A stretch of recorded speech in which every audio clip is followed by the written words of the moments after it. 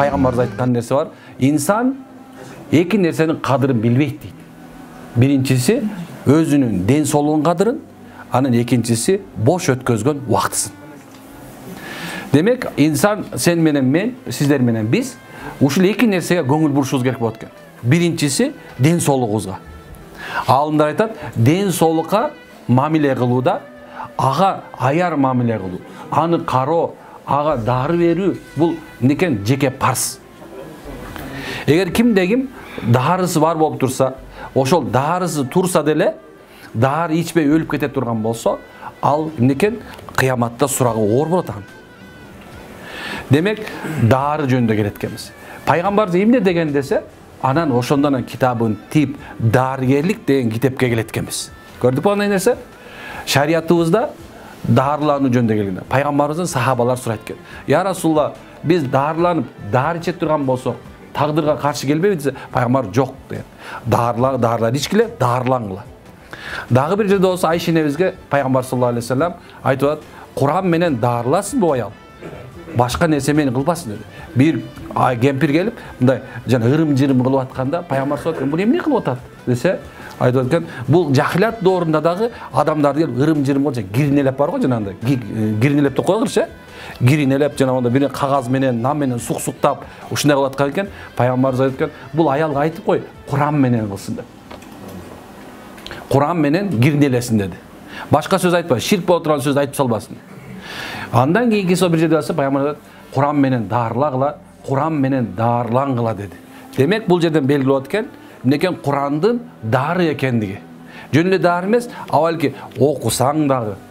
Кандай дары деп кантип ичем десе, биринчиси, аны Куранды жүзүнөн окусаң дагы.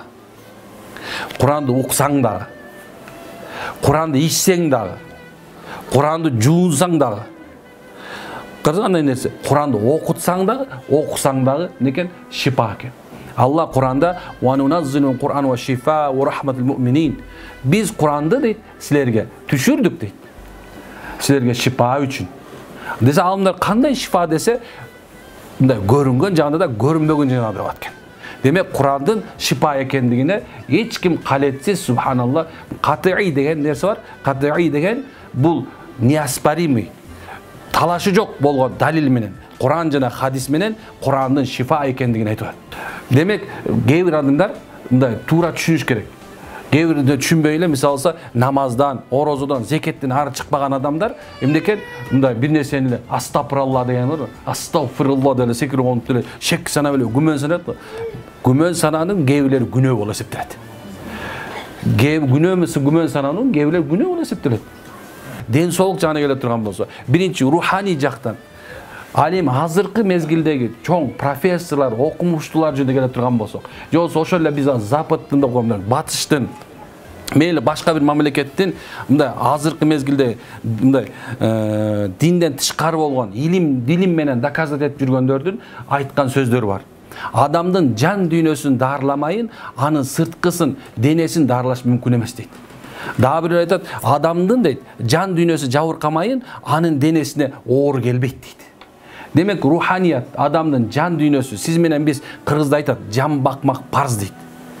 Жанды кантип багыш керек деген сөз болушу мүмкүн да туурабы? Жан багыш десе ал тамак жешпи, же суу ичишпи, же дары ичишпи десе, жок дейт. Жан дүйнөнү иман менен дарылоо керек экен. Иман менен. Мисалы алса, кээ бирлерибиз канча ушундай кыйналып, ушундай баш ооруп, ушинтип турган мезгилде бирөө ушундай бир жакшы бир шарият сөзүн айтып аткан болсо, ушундай жүрөгүң бир башкача болуп калып жатат, туурабы? Анткени Куран, Алла Таала Курандын маанисинде ушундай деп коет. Качан аларга Куран аяттары окулганда, алардын жүрөктөрү опколжуп, жан дүйнөсү жыргап калат дейт. Демек, мусулмандын жүрөгү качан шарият айтылганда, бирөөгө ушундай бир сага дин айтып аткан мезгилде жан дүйнөң толуп рахат алып калышың керек экен да. Ошондо сен бүт жана стресс, денеңдеги бүт оорулардын баардыгы тең чыгат. Кыргызда болсо жакшы сөз бар. Жакшы сөз жан эргитет дейт. Негизи жакшы сөз жан эргитет деген сөздүчү, бул Молда Кылыч, биздин Молда Кылыч билесиңер, эң биринчи кысас зилзала деп, эң биринчи усул жадид менен кыргыз элинин алфавитин жаза жана алипесин жазган адам. Мына ушу китепте эң биринчи жакшы сөз жан эргитет деп жазылган сөз бар. Ал эми биз менен сиз менен молдокелер мына бул мусулманды ушу Куранды окуп баштаганда муаллим сани деп коет. Авалкы мугалим деген китебибиз бар. Ошо китептин башында качан Куранды тамгаларын баарын окуп бүткөндөн кийин анын 6 келмеге келет. Ошонун жанында биринчисинде калимату тойиба деп жазылып турат. Калимату тойиба деген бул жакшы сөз деп жазылып турат. Жакшы сөз деп турандан кийин ла илаха иллаллах Muhammadur Rasulullah деп айтат. Көрсө, адамдын жан дүйнөсүн жыргата турган эң биринчи сөз бир Алладан башка сыйынууга татыктуу зат жок жана Мухаммад Алланын элчиси деген сөз келип турган. Көрдүңүз кайсы батыштын дагы окумуштары айтып аткан жакшы сөз жөнүндө. Демек, жакшы сөз уккан адам жан дүйнөсү жыргап калат. Мен эле келип сабак уктум. Ошо жерде келгилечи деп атат, устаз айтып атат. Келечи, бирибизге жакшы сөз айталы. Бирибизге жакшы сөз айталы, жакшы маанайды тартуулайлы. Келечи, кээ бирде мындай жаман көргөн адамың болсо деле, ошого жакшы сөздөрдү айтып, ошо менен бир аз сүйлөшүп отуралы дейт. Жөн жан жыргап, жан эргитип. Өз аялыңа деле жакшы сөз сүйлөп койчу. Өзүң апаңа деле жакшы сөз сүйлөп кой. Досуңа деле. Биз азыр жалаң эле оокат менен жүрө берипчи, мындай жан дүйнөнүн сөздөрүн эргите турган сөздөрдү унутуп калганбыз. Кээ бирлер айтат, булар кандайча мындай сөздүн баарын мындай мечитке келесиң да. Мечитке келгениңде, мисалы баарыбыз мечитке барабыз да, туурабы? Мечитке кирсең, машалла, бир 3-4 адам отуруп алып, четтен келген адамдар келип отуруп бир ыймандашып алалычы дейт. Ыймандашып алалычы дейт. Ыймандашып алалы дегенчи жан дүйнөнү жыргатып алалычы деген сөз да. Аны отуруп алып туруп бир жакшы сөздөр сүйлөп берсе, мындай бир рахат алып, үйүңө баратсаң дагы мындай бир нерсеге толуп калган адамдай турабы? Ушунуп кетебизби? Эми бирок мечиттен тышкары чыгып туруп поворотко бурчка бара турган болсоңчу, бу жакта куябы? Эркектер барбы? Баш ооруп калып, көчөнү 2 бөтөлкө ичип коюп, көчөнү өлө жыргап коюп дейт го. Бирок бүгүн баш ооруп турат да, кыйналып, кысталып, эмне кыларын билбей, акактап алган, суусап алган турабы? Анын жан дүйнөсү жыргаган жок да, турабы? Демек, дарыгерликте эң биринчиси адамдын жан дүйнөсү таза болуш керек экен. Ошол жан дүйнөнү, эгер сен ден соолугуңду чың болушун кааласаң, анда сен жан дүйнөң, руханиятың ошол иман эң жакшы болгон сөзгө толуш керек. Түшүндүрө алдымбы? Демек, дарылануу бул сени менен менин парзым. Ошо айтып аткан сөз ушуреки, эгерде жан дүйнөңдү жакшылап карай турган болсоң, жаныңды жакшылап бага турган болсоң, анда иншалла таала Кудайым буйрса, сен эч качан оорубайсың. Айтышат, мурункулар 90га чыккан, мен атам 93гө чыгып каза болду, меники 100гө чыгып каза болду. Анан сурайсың, эмнеге чыгып каза болгонун, ошончого чыкканын билесиңби? Эми здоровый питание, анан жакшы жатан эметкен сорпо, эт. Жок, туган. Азыр байкасаңар, койдун шорпосун ичпей калдык. Эмнесе давление болот дейт да. Значит, алар давление өлүп калыш керек болчу, туурабы? 5 бармактын жазып, бысың да карабайсың, мону жейсиң да бүттү. Аларды айтасыңар, бирок алар отуруп туруп бир коозун жеп койчу. Мен атам көп айтат ушуну. Ушундай чоң атам баягы жин кубар адам болгон да. Баягы ушундай жалаң эме менен эме алып, ошол чоң атабыз Шабдан атанын медресесин окуган, Усул Жадидте 4 сыныфын 4 классын бүткөн чоң атам мен. Демек, айтайын деген максат ошол 4 отуруп, атам айтат, бир коозун этин экөө жеп койчу дейт. Бир коозун этин экөө жеп койчу экен. Аз боолардын баарына бир кооз тарата турган болсоңчу, устуккан кылып үйүңө көтөрө кетесиң, жыйылбайсың. Демек, алардын здоровый питаниялыгынан 190га же 190га чыккан эмес алар. Алардын сүйлөгөн сөздөрүчү мына аксакалдар отурасыңар. Айткылачы, алар эмне жөнүндө сүйлөшчү? Десең азыр, алар санжыра сүйлөшчү. Алар ушундай сүйлөшкөндө ушундай отурчу, сүйлөгөндө ушундай бир жакшы сөз, бир жомоктой болуп отурчумун дейт. Ошолордун да бир эмесинин түйүнө кирип алып туруп, чапанын түйүнө уктап калчу элем дейт. Көпкө чейин алар ушул сөздү айтып, иман сөзүн айтып, жан жырата турган, мындай стресс боло турган, бул президент чото нити болуп калды. Бул бизди бага албай калды. Бу депутаттан бардан жейт экен. Тиги бу айыл өкмөт шүмшүк койуп калыптыр. Жана айыл башы шүмшүк ой. Деген сөз мындай стрессовый сөздөрдү негатив. Только бирөөнү жамандайсың. Үйүңө келсең, кемпириңди жамандайсың, чыксаң, балаңды жамандайсың, тияка чыгып мындай бир жакшы сөз коюн десең элечи. Субханалла. Тим элечи тигинин жанына чөнтөгүнө акча серип берип аткандай айтасың го. Демек жан дүйнөнү жырата турган сөздү биз сүйлөбөй калган себебинен бизде азыр рак, эпилепсия, балдарыбыздын баардыгы ДЦП, аутизм, калп айткандай болбойм, мынакей аксакал байкелер отурасыздар. Мага келгендин азыр 10% аутизм менен ДЦП жалаң балдар. Бирок келгенин көрсөң, аны мындай карап отсаң, эмне болду, кредит алып алган. Айтат, эмне болду десең, ана бул баланы төрөп аткан стрессте белең десең, сурасаң, ооба, кредит төлөй албай, ошол жер аябай каты иштеп коюп, ана мына баласы ДЦП болуп калган. Аутизм. Ушунча деген жанакында бир жалаң негатив нерсени кыла берип, биз ошол нерсеге келдик. Айтайын деген максат бул эмне? Жанакыл жанды багыш парз дегенди түшүндүргүм келип атат. Жанды эмне менен багыш керек? Көчөгөнгө бо баян бир айтат мага, мечиттин ичинде дейт, баягы бывший 5 алкаш чогулуп алып өзүнчө эле тың го дейт го. Жочун. Мечиттеги эмес, койчу ошону. Бирок ошол 5 алкаш бывший. Жакшы нерсенин даамын татты. Жаманды көрбөгөн, атасынын менен энесинин боткосунда тоюп алып, курсагы тоок эч нерсени билбей, атасынан калган малды меники деп жүргөндөрчү түшүнбөйт аны. Качан гана сен ошол жерге барып туруп, ушундай бир жаманчылык көрүп, акка согулуп, тияка согулуп, ушинтип жүрүп туруп кийин акты түшүндү. Шарият дегенди түшүнүп алсаң, жан дүй укканда жан дүйнөң жыргап туруп анан, мен туура эмес жолдо жүрүп турмун деп туруп, жакшыдан, жамандан жакшыга көчсө, мына ошол эки адам түшүнө алат. Демек, үйдө отуруп түшүнө албайсың аны. Шуну түшүнүш керек. Мен башка нерсеге кетип бартам. Бирок айтайын дегеним, жан дүйнөнү багыш керек. Ден соолук ушундай каралат.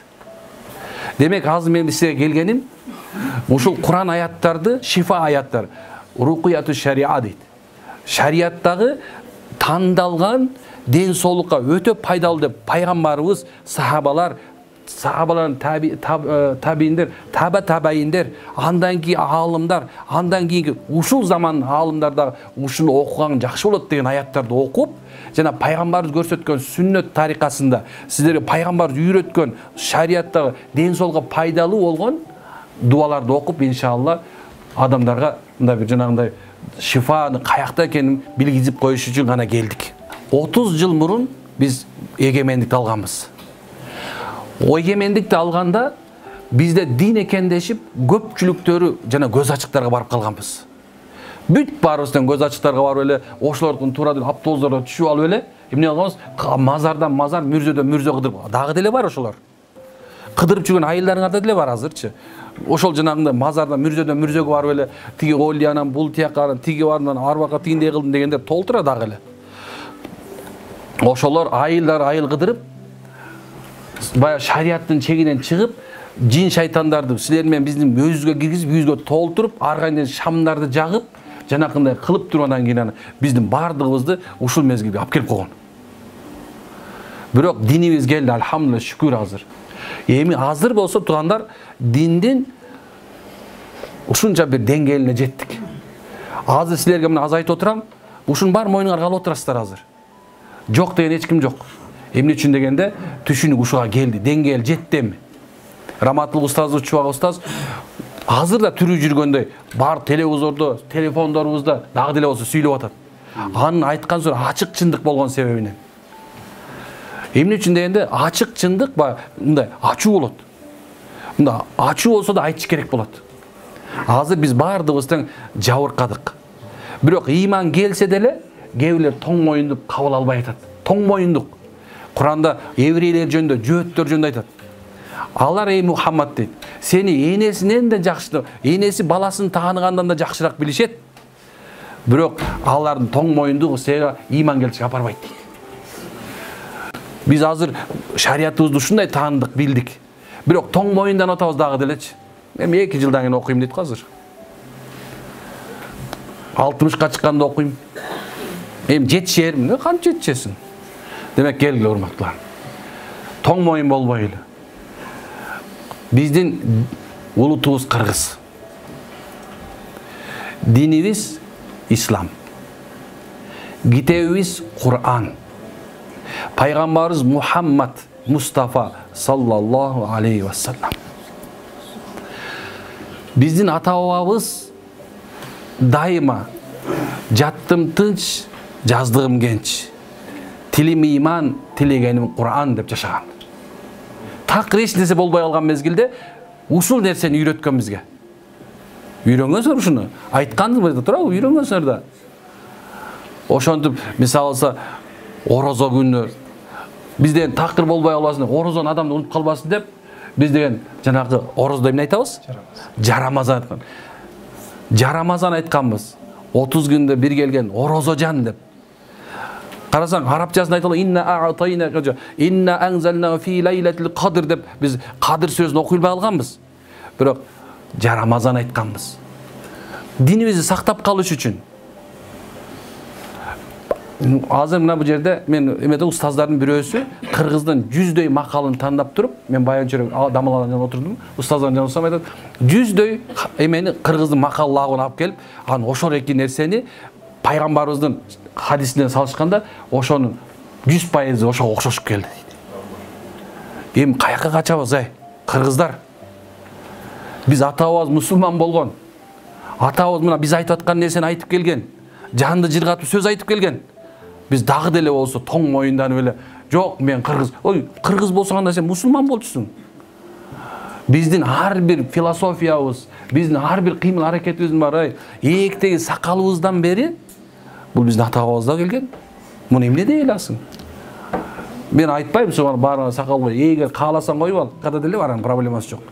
Но бирок субханалла, муну деген сен эгерде мен мусулманмын, мен пайгамбарым койгон экен деп койсоң, сооп кайланып кетет. Жөн төрдө отурайын деп койсоң анда проблема жок. Сен төргө отурам деп сакал койсоң болбойт. Ошон үчүн келгиле иншалла. Биз көп нерсе айткыбыз келип атат азыр. Бирок айтайын деген максатым ушуреки, унутпайлы туугандар. Кудайды эч бир да секунд жадыбыздан, жүрөгүбүздөн, бу акылыбыздан чыгарып салбайлы. Анткени ата-бабабыз Кудайды көзүң менен көрбөсөң дагы жүрөгүң менен сезип тур.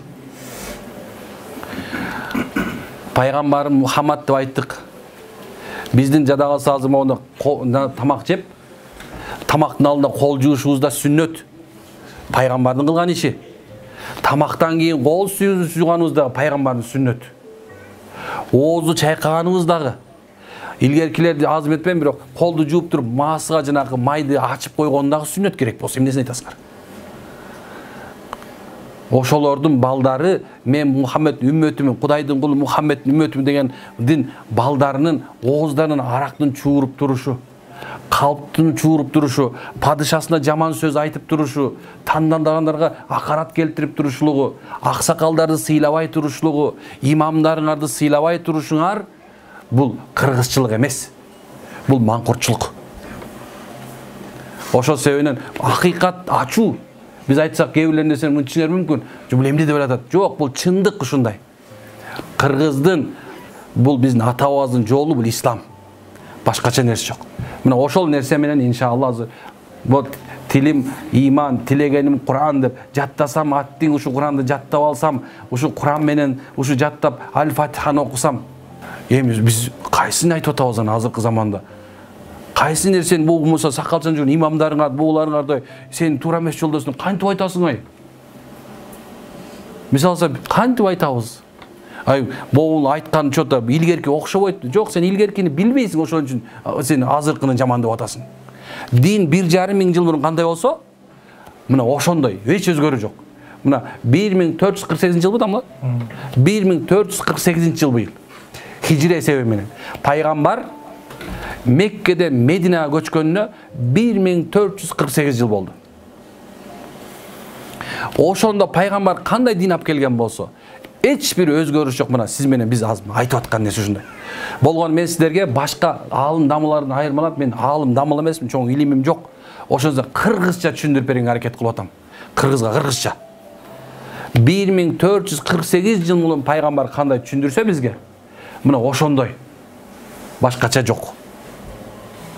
Мына ошол эле дин, ошол эле Кур'ан. Заман өзгөрдү деп айта албайбыз. Ошол эле күн, ошол эле түн, ошол эле жерде жашап атасың. Эч нерсе болгон сени менен менин пейлим бузулду. Ал эми кайсы элдин ниети, пейли бузулса, ошол жерде көп жаманчылык болот. Бир аз караколдо көрдүк, өтө сонун машалла. Мен мындай нерсени баягы чет мамлекетте окуп жүргөндө көрөт элем. Ушундай бир башка чет мамлекетке жүргөндө демек биз жашообуздон калып атыптыр. Могу жерде турган сакалчандарды көрүп атам, аялдарды көрүп атам, көчөнү тиги жерге барсам, машалла көп жакшы нерсе көрдүм. Сүйүндүк. Аллаху акбар. Демек элибиздин келечеги бар тугандар. Кел анда мындай кылалы. Мен сиздерден суранам. Биз үчүн дуа кылып коюңуздар, Кудай буйрса. Анткени биз кемчиликтүүбүз да, кемчилик баарыбызда бар. Бири үчүн дуа кылалы. Анан ушул келечегибиз жакшы болсун десек, иншалла. Биз өзүбүздүн динибиз, биздин маданиятыбыз, пейлибиз, ниетибиз бар. Ушуну адамгерчиликти унутпайлы главный. Адамгерчиликти качан унутсак, ошондо бири-бирине жек көрүү сезими, көрө албастык, менменсинүү, текеберлик болот. А кимдин жүрөгүндө кичинекей текеберлик боло турган болсо, чаңдай, заррадай. Зарра деген чаң, молекуладай дейт керек болсочу, көзгө көрүнбөгөн нерсечелик, мен деген нерсеси болсо, мен тиге караганда 5 эсе өйдөмүн деп койдуң жолу. Мен тиги нормально кийинип жүрөм. Тиги томаякка караганда мен атам ак сөөк болчу, мен манап болчу, мен сарбагыш болчумун, мен бугу болчумун. Дагы эмне бар? Ошондой тургандар, баарыбыз иншалла ынтымактуу болгонго аракет кылалы. Азыр болсо мен сиздерден 4 нерсе издейм. Бизден кетсе кечирип коюңуздар. Биринчиси атың өчкүр, жин шайтан. Адамдын ичинде жин бар бекен деп издейбиз. Экинчиси кара дубаланып калбаптырбы? Окулуп калбаптырбы? Ким түшүнбөсө, для непонятных, может у кого-нибудь порча такой может быть. Кейле бар да, орча сүйлөгөндөр порча болуп калышы мүмкүн. Үчүнчүсү көз тийүү. Көз тийүү айнал инсану хаккун дейт пайгамбарыбыз. Bir adamga bir göz tiyişi bir adamın, bu hak, çındık. Daha bir hadis var, жақшы hadislerden, akır zaman ümmeti, peygamberimizin köpçülüğü uşunday göz tiyiden ölüp ketetken. Emne içinde çeçmelese, öte köp bardarçılık bolup ketetken. Жақшы kiyim, жақшы maşine, жақшы üylөр, ушулардын баардыгы көп болуп кеткен себебинен адамдар бири-бирине ушундай көз тийет, көрө албастык менен өлтүрүп салышат деген. Төртүнчүсү бул хасат. Мына көрө албастык. Мына ушул 4 нерсе. Мына ушул 4 нерсенин ичинде айтып коеюн деген нерсем ушу 1,5 миң оору бар. 700-ü психологический, калган 900-ü эме телесный, физический, биологический, денеге байланыштуу. Кичинекей денеге так чыккандан баштап, аялдардын бетинде жанагындай бала төрөгөнсүп капкара болуп кеткендегисинен бери. Ошол именно ушул ичинде бар. Рак оорулары, жинди болуп кетиш, акылдан тайып кетиш, өзүн өзү метип, постоянный баштын оорулашы, жүрөктүн лакылдашы, давлениянын түшүп көтөрүлүп кетиши, сахар болушу мунун ичинде. Эгер ушу 4төнүн бирөөсү боло турган болсо, иншалла сен эмне ооруган болсоң, ошол нерсе Алла насип берсе, сен ыхлас кое турган болсоң молдого, Кудай Тааладан шипа болот деп тилесең болду. Шипа табасың. Мына ушул нерсе туган. Түшүндүрө алдым, Бизден кетсе кечирип коесуздар. Менин максатым ушул, иля анта максуди вардака матлуби дейт. Биздин акыйкат максатыбыз бир гана Аллахтын ыраазылыгына жетүү. Башка максатыбыз жок. Биз Аллах ыраазы үчүн бардыгыңыздар жакшы көрөбүз. Бардыгыңыздар ушундай сүйөбүз, машалла. Мен устазым айтат, сен мухаббатың дейт да, сен алдыңда турган адамдарга тарабаса, анда сен бир да адамга пайда бере албайсың. Биз жана жакшылыктарда турган Wi-Fi сыяктуу болуш керек. Wi-Fi бар го, баарыңа код бирөөнү Wi-Fi болуп турганбыз, код сурайсың го. Менин кодум ачык иншалла. Каалаган сурооңузду берсеңиз болот, жаныма келгенде каалаган нерсе кылсаңыз болот, субханалла. Бирок сөкмөй жок, Аллах разы болсун. Кээ-бирде болот ушундай, энеңди ана дейт го. Бирөө силерди көлдүктөр эне деп сөкпөш керек, Болбойт. Буг энеңер болбойт, ушут. Тамашалап атасың. Алхамдулилlah.